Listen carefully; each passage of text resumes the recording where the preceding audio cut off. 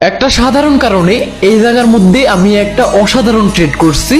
তো চলেন আপনাদের ট্রেডটার কারণটা বলি। আগে প্রফিট হোক। 3, 2, 1 বুম, প্রফিট হয়ে গেছে। তো আপনারা এই জায়গায় খেয়াল করলে দেখতে পারবেন একটা বড় রেড ক্যান্ডেল, তারপরে আপনি এই জায়গায় খেয়াল করেন বড় একটা গ্রিন ক্যান্ডেল। এখন আপনি দুইটা ক্যান্ডেলের বডির দিকে তাকান, দুইটা ক্যান্ডেলের বডি কিন্তু সেম, মানে একই সমান। আমাদের রেড ক্যান্ডেলের বডি যা, আমাদের গ্রিন ক্যান্ডেলের বডিও তা সেম সেম। তো আপনাদের উদ্দেশ্যে বলি, আপনারা হয়তো বা জানেন না আমাদের ওটিসি মার্কেটের মধ্যে একই কাহিনী ভিন্নভাবে বারবার হয়। তো আমাদের এইখানে যে রেড ক্যান্ডেলটা হয়েছে, এই রেড ক্যান্ডেলের পরে কিন্তু এর সাথে আরো একটা ছোট রেড ক্যান্ডেল হয়েছে, ঠিক আছে।